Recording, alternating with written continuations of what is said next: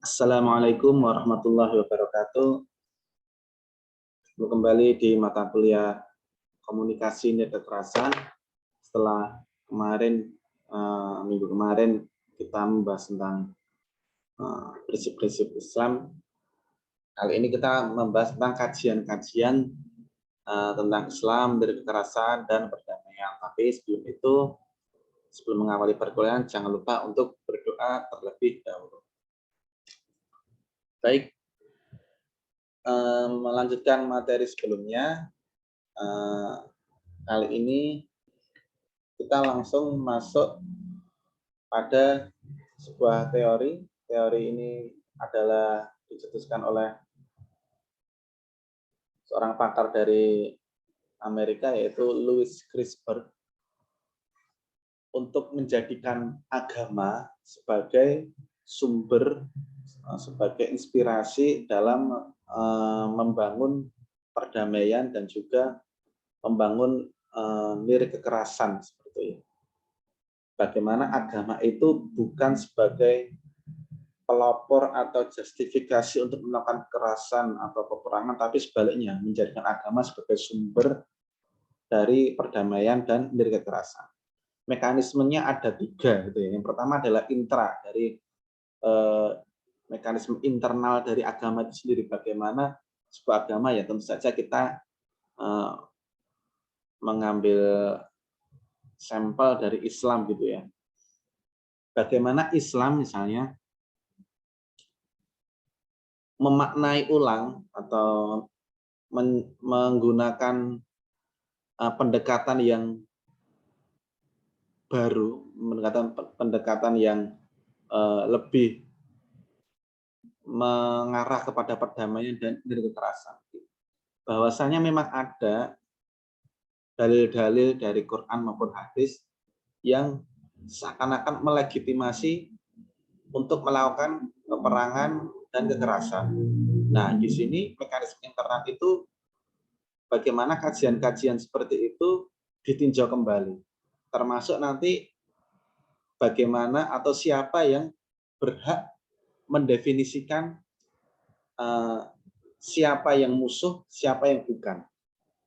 Jangan sampai semua orang itu bebas mengatakan, oh dia adalah musuh Islam, oh dia adalah musuh Tuhan.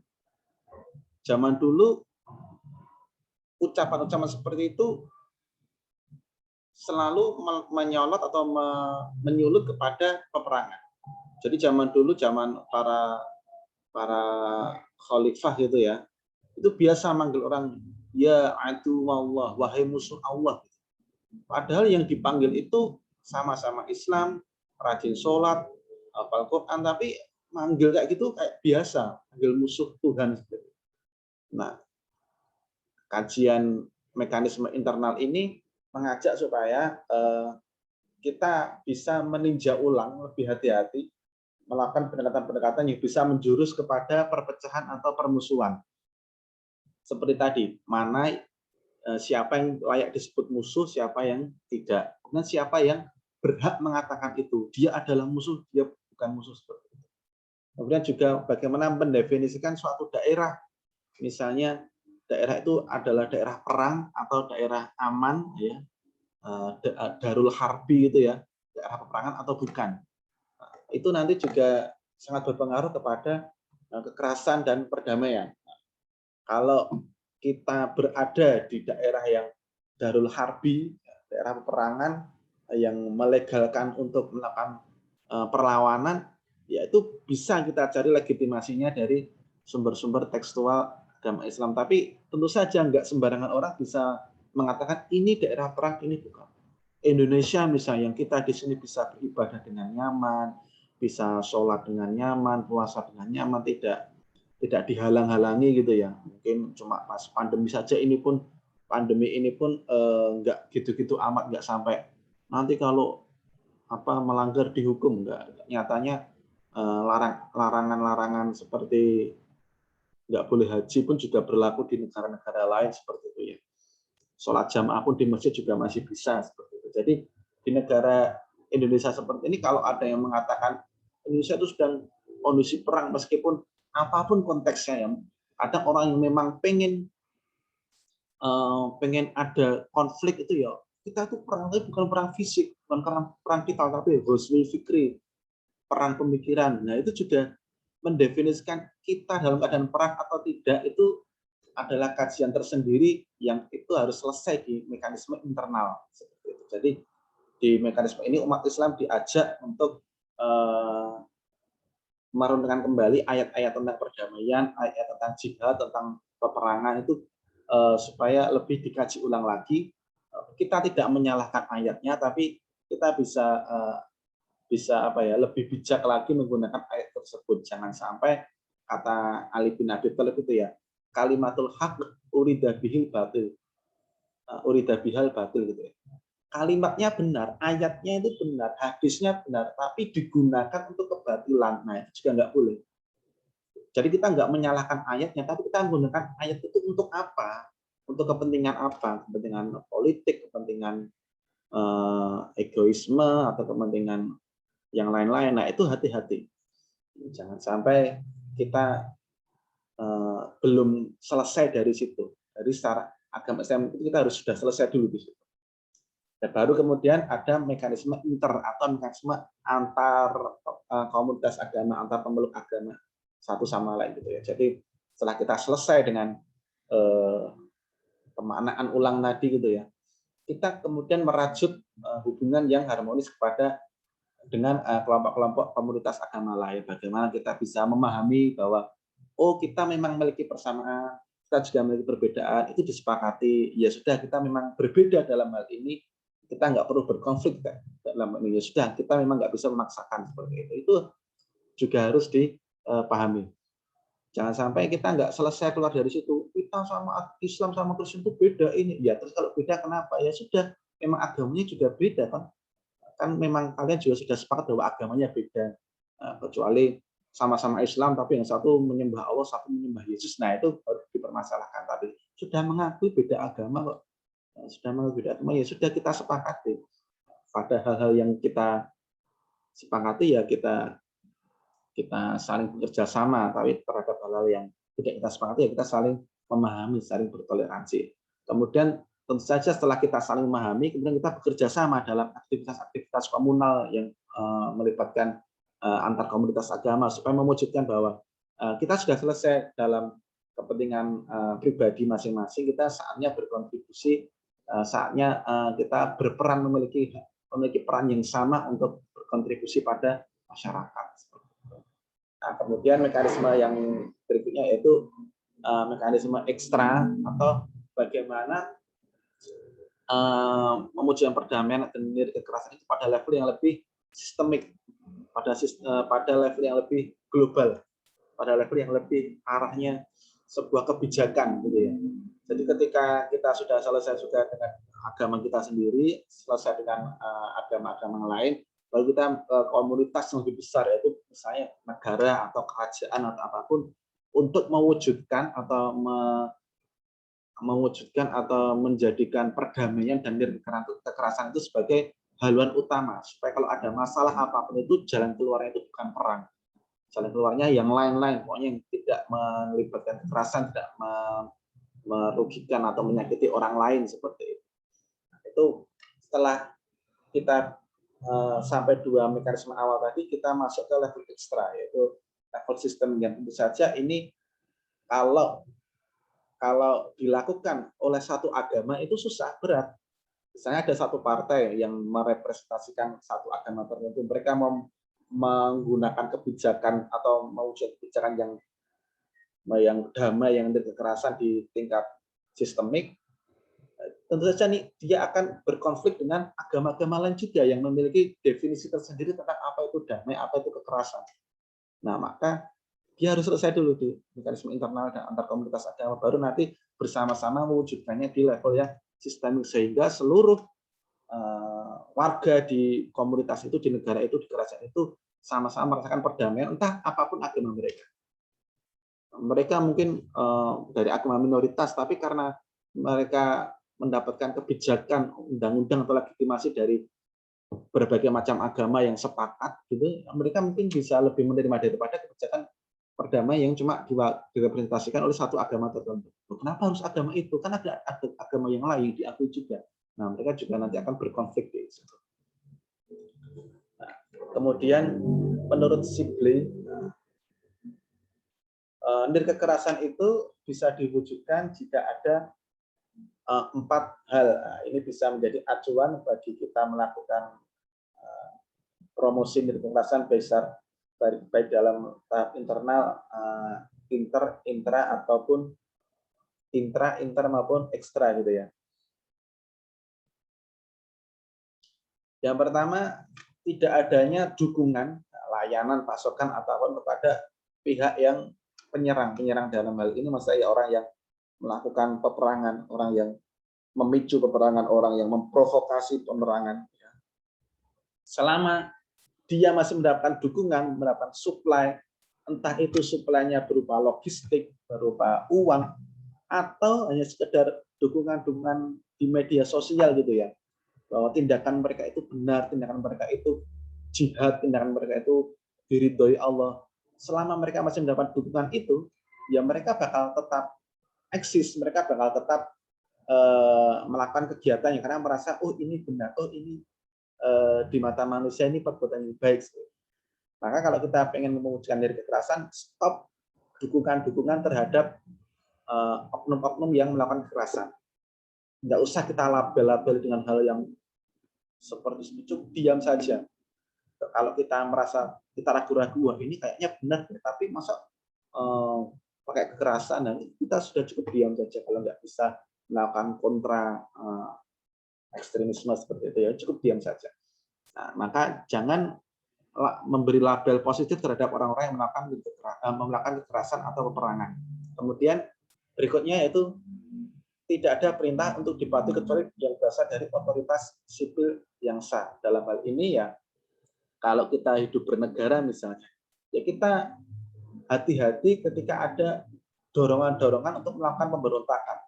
Nah, misalnya yang belum lama itu di Afghanistan, itu presidennya sampai melarikan diri, kemudian istananya dikuasai oleh Taliban seperti itu. Kita nggak menyebutkan mana yang salah, presidennya atau Talibannya, tapi kita di sini untuk mewujudkan kekerasan itu, berikanlah mandat kepada otoritas sipil yang sah di mata hukum. Dia terpilih itu melalui mekanisme yang sah, dia juga diakui kepemimpinannya, diakui otoritasnya baik dari warganya sendiri ataupun dari negara-negara lain seperti itu. Nah, sosok yang seperti itu kita lebih wajib untuk menaati mereka daripada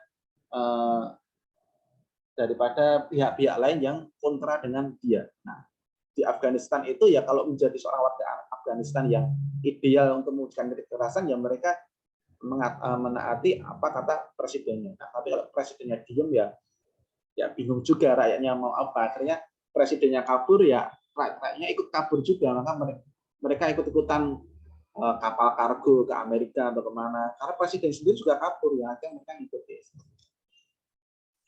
Kemudian tidak ada penistaan atau pencederaan untuk ditimpakan kepada penyerang. Artinya kita melawan para penyerang itu, melakukan orang yang melakukan kekerasan itu bukan dengan hal-hal yang jelek, bukan dengan hal-hal yang mungkar.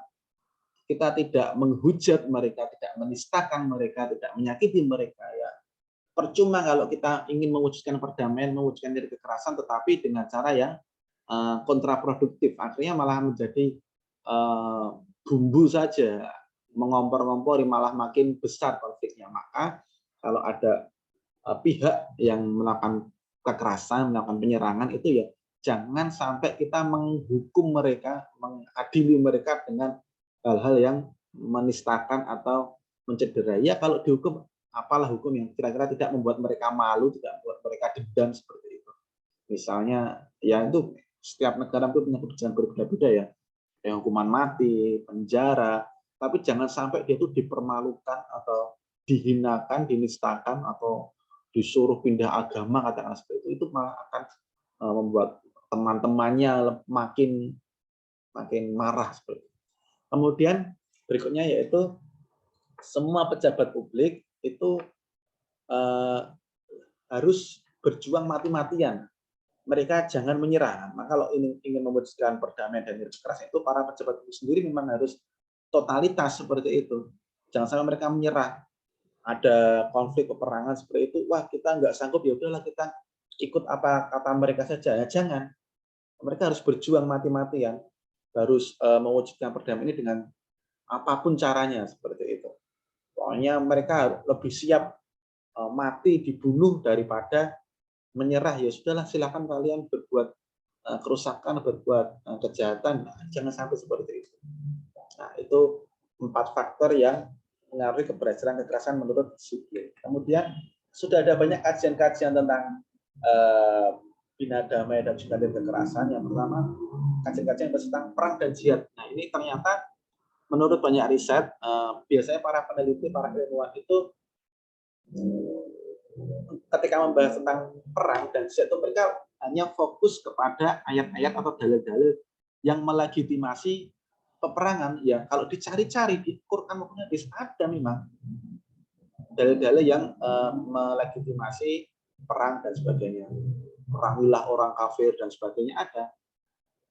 Tapi para peneliti itu sedikit yang membahas tentang perdamaian. Makanya rektor kita itu membuat nulis buku dari disertasi itu tentang Al-Quran bukan kitab teror.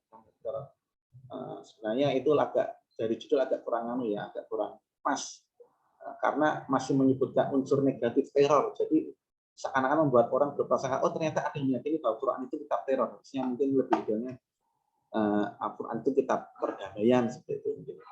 Ya, tapi Pak Ektar mungkin punya pemikiran tersendiri. Nah, jadi banyak peneliti-peneliti, terutama peneliti dari Barat ya, orientalis itu seakan-akan Quran itu ya isinya adalah anjuran-anjuran atau perintah untuk memerangi orang kafir. Padahal ayat-ayat tentang perdamaian, tentang kalimat sawa, yaitu kalimat yang kesetaraan dengan agama lain itu ada di Islam. Ayat-ayat tentang la ikraha fiddin, nggak ada paksaan dalam agama itu ada, tapi kurang menjadi minat kajian-kajian para ilmuwan. Nah, harusnya kita bisa menjadikan kajian itu lebih mainstream. Nah, maka kajian-kajian para peneliti biasanya fokusnya pada fundamentalisme dan kebangkitan gerakan-gerakan Islam radikal. Mereka hanya membahas bahwa akhir-akhir itu banyak loh Islam yang makin radikal, makin fundamental,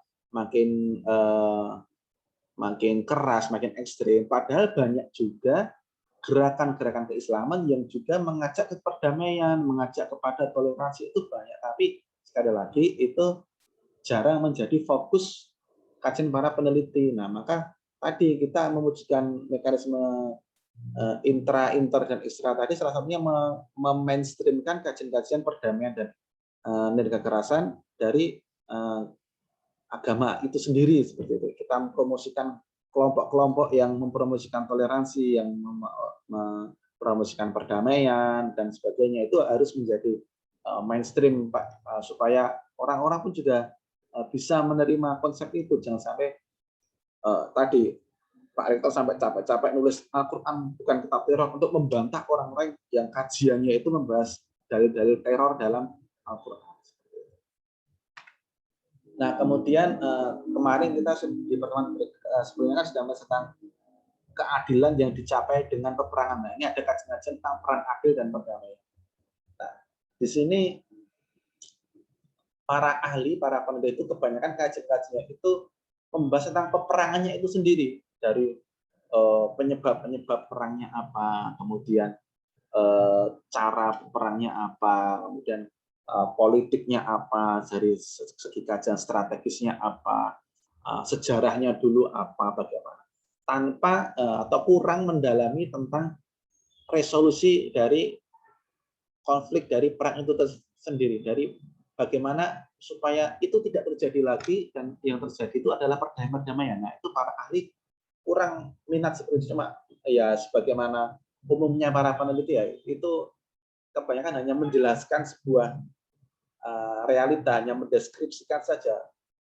Mayoritas para peneliti itu enggak merasa mereka tidak berhak memberikan solusi, merumuskan solusi. Mereka hanya menampilkan ini loh keadaannya seperti ini, barulah nanti pembuat kebijakan yang memberikan solusi. Nah, para peneliti seakan-akan angkat tangan untuk memberikan solusi. Ini bukan tugas saya cuma meneliti saja. Oh, ini yang terjadi seperti ini tanpa berkontribusi memberikan solusi harusnya seperti ini. Padahal kalau ada para peneliti yang banyak merumuskan atau merekomendasikan sebuah solusi yang muttafaqun alaih, yang disepakati, itu para pembuat kebijakan tentu saja lebih yakin, lebih mantap gitu ya. Oh, ini ternyata sudah perkataannya para ahli, sudah disepakati para ahli, ya akhirnya para pembuat kebijakan lebih mudah untuk merumuskan kebijakan-kebijakan yang pro perdamaian dan pro nir kekerasan seperti itu. Nah, terakhir tentang kajian bina damai dan nir kekerasan. Nah, tadi kan ada banyak kajian-kajian topik-topiknya tadi, yang mulai dari jihad, kajian tentang jihad, kemudian kajian tentang konflik, resolusi konflik. Nah, ini bagaimana sekarang tugas para peneliti itu adalah melanjutkan atau memainstreamkan lagi kajian tentang bina damai dan kekerasan, karena ada juga para peneliti meskipun ya tidak banyak juga menemukan bahwa di Quran dan hadis itu banyak kok dukungan-dukungan atau penafsiran yang lebih pro perdamaian dan nir kekerasan dalam Islam. Jadi para peneliti ini juga menemukan atau mempromosikan dalil-dalil perdamaian dan nir kekerasan dari Islam itu, kemudian mereka mempublikasikannya, mempromosikannya supaya menjadi mainstream. Itu ternyata juga ada kok. Jadi dalam Islam itu Quran dan hadis juga cuma melulu masalah perang, masalah perdamaian juga nggak kalah banyak seperti itu. Nah, maka untuk mencari legitimasi perdamaian dan nir kekerasan itu di Quran dan hadis banyak sekali, dan para peneliti sudah memberikan sumbangsih untuk mempublikasikannya. Para peneliti yang lain yang akan datang pun harusnya juga bisa seperti itu.